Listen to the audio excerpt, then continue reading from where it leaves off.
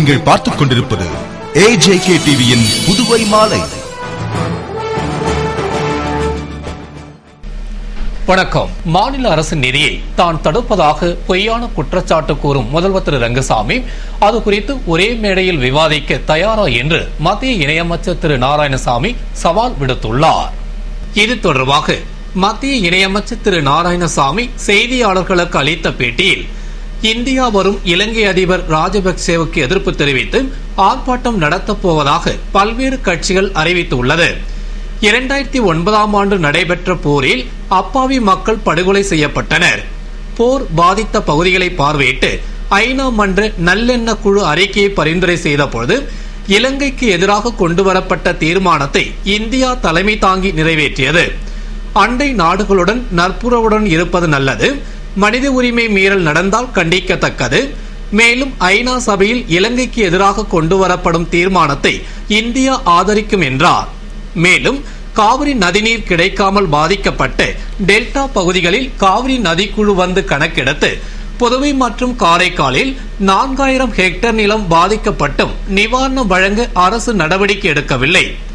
கணக்கெடுத்து கொடுத்தால்தானே மத்திய அரசு நிதி பெற்றுத்தர முடியும். இதனை செய்யாமல் மத்திய அரசை குறை கூறுவதே மாநில அரசு வேலையாக கொண்டுள்ளது மற்றும் மத்திய அரசிடம் மாநில அரசு கேட்கும் நிதியை பெரிய சக்தி தடுப்பதாக முதல்வர் திரு ரங்கசாமி குற்றம் சாட்டி வருகிறார். கடந்த காங்கிரஸ் ஆட்சியை விட தற்போதைய ஆட்சிக்கு நிதி அதிகமாக ஒதுக்கப்பட்டுள்ளது. மேலும் தேர்தல் வாக்குறுதிகளை மாநில அரசுதான் நிறைவேற்ற வேண்டும். அதற்கு மத்திய அரசு நிதி தராது. மேலும் மத்திய அரசோ தானோ எந்த விதத்திலும் மாநில அரசுக்கு வரும் நிதியை தடுக்கவில்லை என்று தெரிவித்த அவர், அவ்வாறு தடுப்பதாக ஆதாரம் இருந்தால் அதனை காட்டி ஒரே மேடையில் விவாதிக்க தயாரா என்று அவர் கூறினார். புதுவை வந்துள்ள மலேசிய நாட்டு பல்கலைக்கழகத்தின் தமிழ் ஆசிரியர் பயிற்சி மாணவர்கள் அமைச்சர் திரு தியாகராஜனை சந்தித்து தமிழர்களின் வாழ்க்கை முறை குறித்து உரையாடினர். மலேசியாவில் உள்ள சுல்தான் ஈட்டிசு பல்கலைக்கழகத்தில் தமிழ் ஆசிரியர்களுக்கான பயிற்சி பெறும் 40 மாணவர்கள் புதுவை வந்துள்ளனர். புதுவையில் பாரதிதாசன் நினைவு அருங்காட்சியகம், குயில் தோப்பு போன்ற பல்வேறு இடங்களை பார்வையிட்டு ஆய்வு செய்த அவர்கள் கலை பண்பாட்டுத்துறை அமைச்சர் திரு தியாகராஜனை சந்தித்து சால்வை அணிவித்து கௌரவித்து தமிழ் மற்றும் தமிழ் பண்பாட்டிற்கு புதுவை ஆற்றியுள்ள சிறந்த பணிகள், மலேசியாவில் தமிழ் கல்வி, தமிழர்களின் வாழ்க்கை முறை போன்றவற்றை குறித்து உரையாடினர்.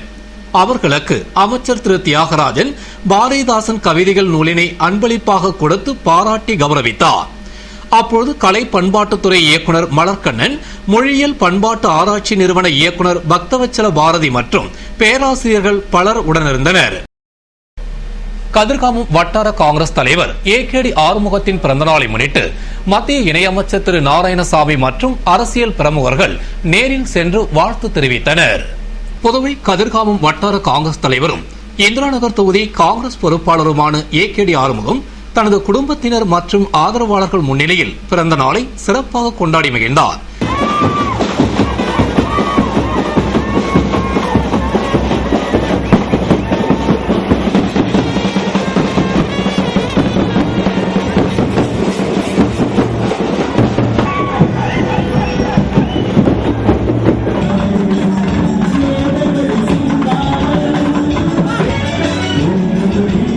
இதனை முன்னிட்டு கவுண்டன்பாளையம் வழுதாவூர் சாலையில் உள்ள தனியார் திருமண மண்டபத்தில் விழாவினை கேக் வெட்டி சிறப்பாக கொண்டாடினார்.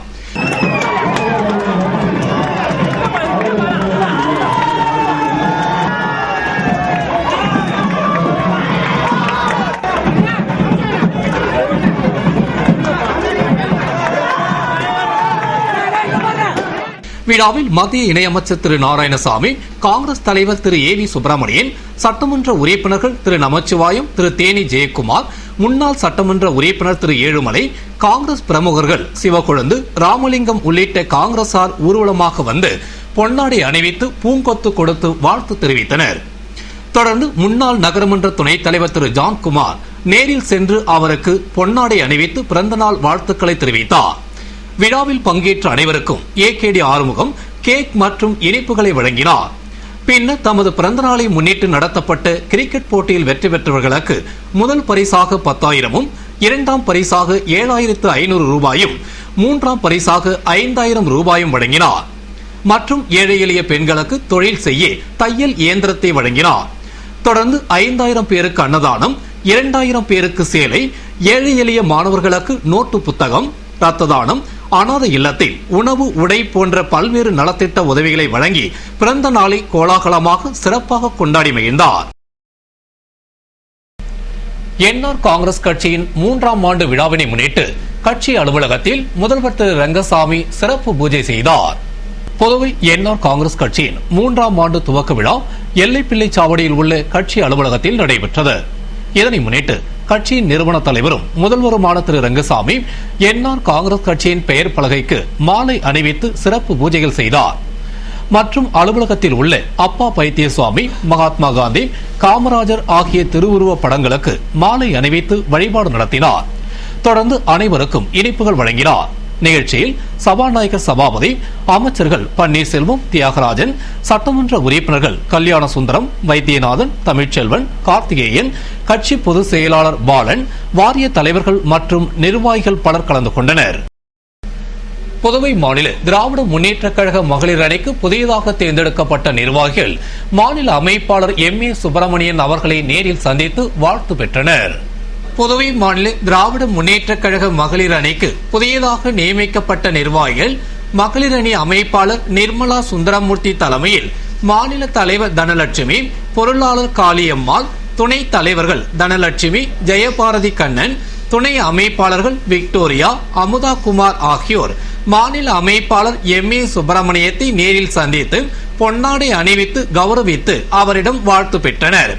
நிகழ்ச்சியின் பொழுது தலைமை பொதுக்குழு உறுப்பினர் அருள் செல்வி, கலை இலக்கிய பகுத்தறிவு பேரவை அமைப்பாளர் வழக்கறிஞர் செந்தில்குமார், தொண்டரணி துணை அமைப்பாளர் பார்த்தசாரதி, மகளிர் அணி கலைச்செல்வி ஆகியோர் உடனிருந்தனர்.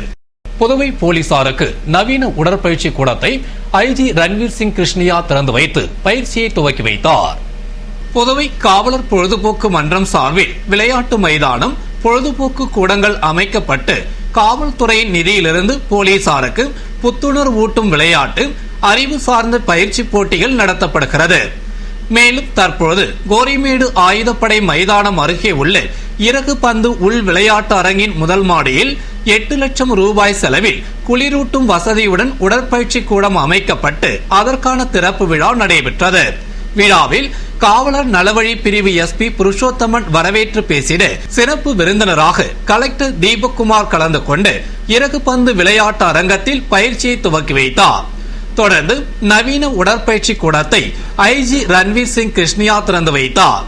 நிகழ்ச்சியில் எஸ்எஸ்பி ஓம்வீர் சிங் மற்றும் காவல்துறை அதிகாரிகள் பலர் கலந்து கொண்டனர். மக்கள் தலைவர் வ. சுப்பையாவின் பிறந்தநாளை முன்னிட்டு நெல்லித்தோப்பில் உள்ள அவரது திருவுருவ சிலைக்கு மத்திய இணையமைச்சர் திரு நாராயணசாமி மாலை அணிவித்து மரியாதை செலுத்தினார். மக்கள் தலைவர் வ. சுப்பையாவின் பிறந்தநாளை முன்னிட்டு நெல்லித்தோப்பில் உள்ள சுப்பையாவின் திருவுருவ சிலைக்கு மத்திய இணையமைச்சர் திரு நாராயணசாமி மாலை அணிவித்து மரியாதை செலுத்தினார். அதனைத் தொடர்ந்து இந்திய கம்யூனிஸ்ட் கட்சி முன்னாள் தமிழக செயலாளர் நல்லக்கண்ணு மாலை அணிவித்தார்.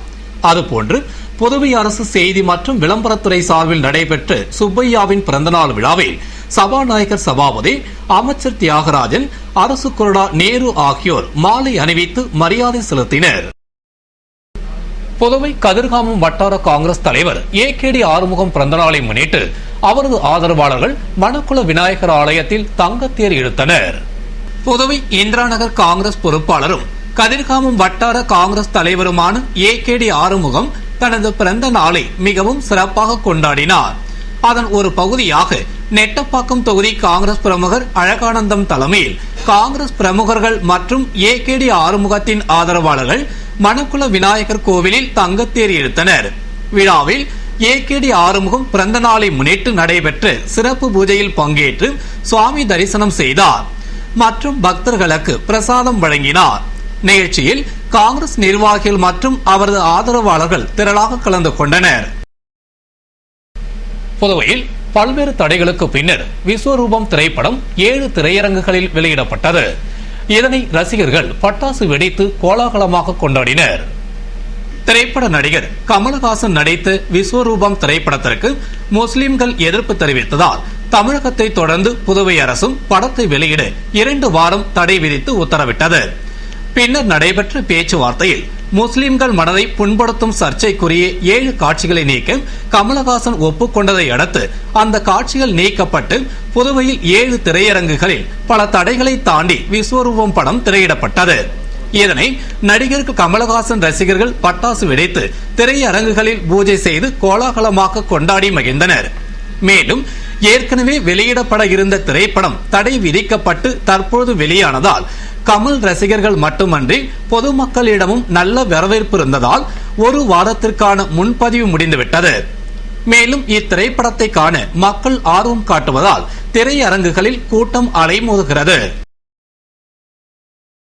புதுவை மாநில ஆட்டோ தொழிலாளர்கள் முன்னேற்ற சங்கத்தின் மாநில குழு கூட்டம் நடத்தப்பட்டு ஆட்டோ மீட்டர் கட்டணத்தை உயர்த்த வேண்டும் என்ற தீர்மானம் நிறைவேற்றப்பட்டது. புதுவை மாநில திராவிட முன்னேற்ற கழக தலைமை அலுவலகமான கலைஞர் இல்லத்தில் உள்ள தளபதி அரங்கில் ஆட்டோ தொழிலாளர் முன்னேற்ற சங்கத்தின் மாநில குழு கூட்டம் சங்க கவுன்சில் தலைவர் அண்ணா அடைக்கலம் தலைமையில் கவுன்சில் செயலாளர் பிராங்க்லின் பிரான்சுவா முன்னிலையில் நடைபெற்றது. 32 ஆட்டோ கிளை சங்கங்களின் பிரதிநிதிகள் கலந்து கொண்ட கூட்டத்தில் சங்கத்திற்கு தலைவராக மிஷேல், துணைத் தலைவர்களாக முகமது பாஷின், தங்கவேல், பொதுச் செயலாளராக சீனிவாசன், செயலாளர்களாக கண்ணன், அமாவாசை, சங்க ஆலோசகர்களாக சிவலிங்கம், ஜெயமூர்த்தி, துணை செயலாளர்களாக ஆரோக்கியராஜ், ஐயனாரப்பன், சூசை, வேல்முருகன், பொருளாளராக முருகன் மற்றும் செயற்குழு உறுப்பினர்கள் தேர்ந்தெடுக்கப்பட்டனர். கூட்டத்தில் ஆட்டோ மீட்டர் கட்டணத்தை உயர்த்த வேண்டும், போக்குவரத்து துறைக்கு ஏற்கனவே அளித்த கோரிக்கையை உடனடியாக நிறைவேற்ற வேண்டும், இது தொடர்பாக அரசு அனைத்து தொழிற்சங்க நிர்வாகிகளை அழைத்து பேச வேண்டும் என்பது போன்ற பல தீர்மானங்கள் நிறைவேற்றப்பட்டது. இத்துடன் செய்திகள் நிறைவடைகின்றன. வணக்கம்.